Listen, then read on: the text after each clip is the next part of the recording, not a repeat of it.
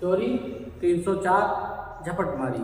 ये इसमें एक और अपराध जुड़ा होता है जिसको हम लोग जानते हैं लीगल भाषा में उद्यापन के नाम से। उद्यापन पहले 383 में था, 383 आईपीसी में था ये उद्यापन, एक्सटॉर्शन, ठीक है। अब 308 में है, तो जो नई धारा बीएनएस की है वो 308 उद्यापन, इसको आप जानेंगे। और ये दोनों अपराध आगे चल के लूट बनते हैं। तो सवाल आता है कि लूट या तो चोरी है या उद्यापन है, ऐसे करके समझाइए। तो जो भी है, फिर 308 उद्यापन, ये एक बीच का सवाल है। आप इसे अपनी भाषा में समझ सकते हैं, ब्लैकमेलिंग। तो इसकी जो परिभाषा है वो ये है कि जब कोई व्यक्ति किसी व्यक्ति को या उससे जुड़े हुए किसी अन्य व्यक्ति को साशय क्षति के भय में डालकर उससे कोई संपत्ति, कोई मूल्यवान प्रतिभूति या फिर हस्ताक्षरित या मूल्यांकित कोई चीज जिसे मूल्यवान प्रतिभूति में बदला जा सके, ठीक है, उस व्यक्ति को देने के लिए कहता है, उत्प्रेरित करता है, तो वो उद्यापन करता है, ये कहा जाता है। तो ध्यान में रखना है कि यहाँ कोई व्यक्ति किसी अन्य व्यक्ति को धमकाएगा या उससे जुड़े हुए व्यक्ति को किसी को धमकाएगा और धमकाने के बाद में उससे कोई संपत्ति मांगेगा, कोई मूल्यवान चीज मांगेगा या फिर उससे हस्ताक्षर कराना चाहेगा या कोई मूल्यांकन कराना चाहेगा जिसे वो मूल्यवान प्रतिभूति में बदल सके और उसको वो चीज फिर देने को कहेगा। तो फिर ऐसा काम अगर करता है कोई, तो ये उद्यापन कहा जाता है। मतलब किसी को डरा धमका के कोई धमकी, भय का जो भय देंगे उसे और क्षति करने का भय देने की धमकी देकर उसे हम कोई चीज, मूल्यवान चीज लेंगे, तो लेने की जो धमकी दे रहे हैं उस अपराध को उद्यापन कहा जाता है। एक्सटॉर्शन लीगल भाषा में, आपकी अपनी भाषा में ब्लैकमेलिंग। तो जो ब्लैकमेल करते हैं तो वो ये अपराध है। तो ध्यान रखना है, ये धारा 383 पहले थी, 308 वन में है और इसका जो दंड है वो 308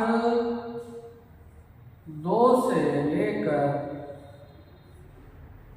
7 तक,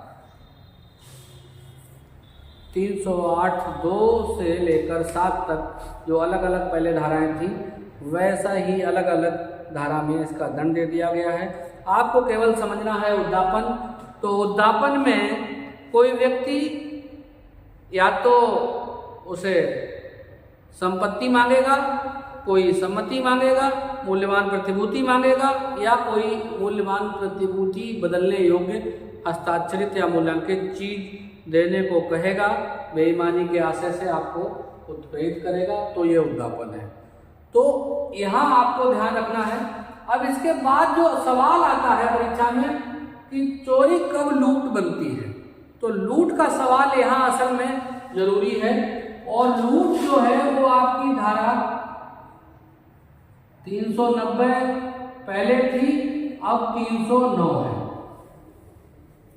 ध्यान रखना, आईपीसी में 390 में लूट रॉबरी पहले थी, अब 309। असल में अब धाराएं इकट्ठी कर दी गई हैं तो 1 2 3 करके जोड़ दी गई हैं। तो लूट जो है वो 309 वन में है और इसके बाद उसकी आगे की धाराएं शुरू हो जाएंगी। तो लूट क्या है, यहाँ ध्यान रखना है। तो लूट की बस छोटी सी परिभाषा है कि सब प्रकार की लूट में या तो चोरी है या फिर उद्यापन। तो लूट क्या है, या तो चोरी लूट होती है या उद्यापन लूट होती है।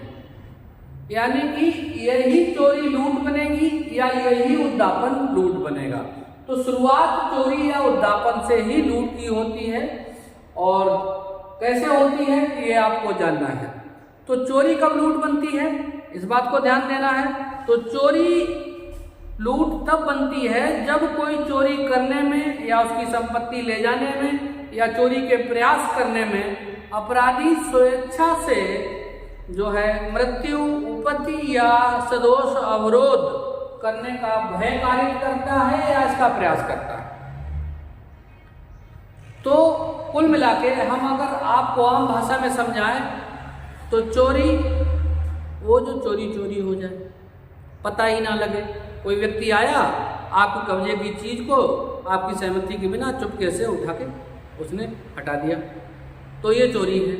लेकिन अगर वही व्यक्ति आया और उसने आपको भय में डाला, यानी कि डराया धमकाया, तो जब आपके सामने आपको डरा धमका के, चाहे वो मृत्यु का भय दे, चाहे उपपत्ति का भय दे, या आपको बांध के डाल दे और फिर आपकी संपत्ति ले जाए, तो एक तो जोर जबरदस्ती, तो हम आम भाषा में अगर गांव की भाषा में आपको समझाएं तो चोरी में जब सीना चोरी हो जाए तो वही चोरी लूट बन जाती है। तो चोरी, यहाँ चोरी और लूट में बस कितना अंतर है, केवल बल प्रयोग का। जो धमकी दी है वो धमकी बीच में आई और जबरदस्ती कोई चीज ले गया तो यही चीज लूट बन गई। चोरी में आपको पता नहीं लगा और लूट में पता लगा, उसके बाद डरा धमका के भी ले गया।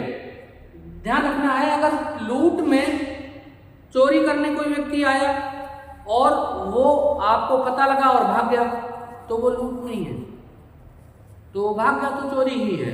लेकिन जब आपको पता लगा, आपने उसे देख लिया और फिर भी वो चोरी करके ले गया, आपको मार पीट के, डरा धमका के, है ना, बांध के डाल दिया, कुछ भी किया, तो आपको जबरदस्ती फिर आपकी चीज ले गया, तो ये लूट है।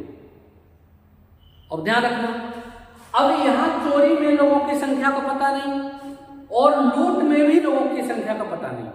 भले आप देख रहे हो, लेकिन अभी आपको ध्यान रखना है कि अभी आपको पता नहीं है। लेकिन जैसे ही गिनती आप इनकी करोगे लूट की, और क्योंकि लूट ही आगे डकैती बनता है, यहां ध्यान रखना है। चोरी लूट बनेगी और लूट ही डकैती। लूट और डकैती में केवल लोगों की संख्या का फर्क रहेगा और कोई फर्क नहीं है, अपराध सेम होता है। ऐसे ही उद्दापन, उद्दापन में जब कोई व्यक्ति क्षति का भय दे रहा है और वो भविष्य में धमकी दे रहा है अपराध करने की, क्षति करने की, तो भविष्य में आपको माल लेने के लिए उत्प्रेरित कर रहा है, तो भविष्य में ही आपको खतरा है और भविष्य में ही आपको माल देना है, तो उद्दापन। लेकिन जब यही उद्दापन करता आपके सामने आ जाए, यानी कि आपके सामने प्रकट हो जाए, या ऐसे कह लो सामने आके तत्काल माल देने की बात करने लगे, तत्काल भय किसका, क्षति का, और तत्काल जो है संपत्ति देने की बात करें, तो अभय लूट वाली स्थिति आ गई। वो तुरंत अभी के अभी माल दो और नहीं तो अभी अभी आपको नुकसान कर देंगे। तो जब कोई उद्दापन करने वाला ये तत्काल की समस्या लेके आ जाए कि तुमने माल लिया नहीं, अब कोई मौका नहीं, या तो अभी दो वरना अभी निपटा देंगे तुम्हें, ऐसा कोई भय देगा, तो यही उद्दापन लूट बन जाता है। चोरी में बिना जानकारी के माल ले जाएगा, उद्दापन में अभी आपको धमकी देगा लेकिन नुकसान करने की धमकी बाद की होगी। धमकी आज देगा, माल भी आपको बाद में देना है और आपको जो क्षति करना है वो भी बाद में ही करेगा जब आप माल नहीं दोगे तो ये उद्दापन है। लेकिन अब यही उद्दापन करता आपको तुरंत नुकसान पहुंचाने की बात करने लगे, तुरंत माल देने की बात करने लगे, तब यही और फिर आपसे माल ले जाए तो ये लूट है। ठीक है, तो यहाँ हम लोग चोरी और उद्दापन में अपराधी की संख्या की गिनती नहीं करेंगे। यहाँ हम चाहे 1 हो, चाहे 10, 20 हो, 1000, 2000 हो, कोई फर्क नहीं पड़ता, हमें गिनती नहीं करनी क्योंकि हमें पता ही नहीं होता। लेकिन जैसे ही लूट की बात आएगी तो ये लूट में 5 से कम रहेंगे, ध्यान रखना है। अगर जैसे ही ये संख्या 5 हो गई पूरी, 5 या 5 से अधिक, तो ये डकैती बन जाएगी सीधे। 5 से कम यानी कि 4 तक रहेगी तो लूट है, और जैसे ही 5 हो जाएगी या 5 से ज्यादा हो जाएगी और वही लूट डकैती है। लूट और डकैती की परिभाषा में केवल इतना ही अंतर है। डकैती में साफ साफ लिखा होता है कि जब लूट करने वाले, माल ले जाने वाले, उनकी मदद करने वाले, जो भी सहायता वायता करने वाले लोग हैं, उनकी संख्या जैसे ही 5 होती है लूट करने वालों की, तो उस लूट को डकैती कहा जाता है। तो इतना ध्यान रखना है, लूट और डकैती में केवल अपराधियों की संख्या का फर्क है। 5 होते ही लूट ही डकैती बन जाएगी। तो अब ध्यान रखना, चोरी में हमने संख्या नहीं देखी और हमें पता नहीं, लेकिन जैसे ही चोरों ने जबरदस्ती की हमसे और हमने गिनती कर ली, अगर लोग 5 निकले तो लूट नहीं होगी, सीधे डकैती होगी, और अगर लोग 4 निकले तो यही चोरी लूट होगी। ऐसे उद्यापन करने वालों में, उद्यापन करने वालों की अभी हमें संख्या का कोई मतलब नहीं, लेकिन जैसे ही वो तुरंत हमसे माल लेने को कहता है, तुरंत हमको क्षति करने की धमकी देता है, तो उस समय हम लोगों की गिनती करेंगे क्योंकि हमारे सामने आ जाएगा। तो अगर उस समय वो लोग 5 से कम हैं तो लूट, और अगर 5 से ज्यादा हैं, 5 या 5 से ज्यादा, तो फिर ये लूट नहीं होगी, सीधे डकैती होगी। तो आपको इतना ध्यान रखना है कि चोरी और उद्यापन एक अपराध है। ये अपराध दोनों में से कोई भी अपराध होगा वही लूट बनेगा, और लूट आके संख्या के ऊपर डकैती बनेगी। तो इतना ध्यान रखना है, और कोई इसमें अंतर नहीं है। लूट में जो दंड है वो 309(4) से लेके 6 तक है। यहाँ 303(2) से लेकर चोरी में 7 तक था। ऐसे ही जो है ये सारे दंड अलग अलग हो गए हैं, और डकैती जो है वो 310 में है। सब धारा बदल गई है पहले से। 310 में डकैती, ये ध्यान रखना, पहले ये धारा 391 थी, आईपीसी में 391 थी, जो अब 310 हो गई है। तो इतना ध्यान रखना है आपको।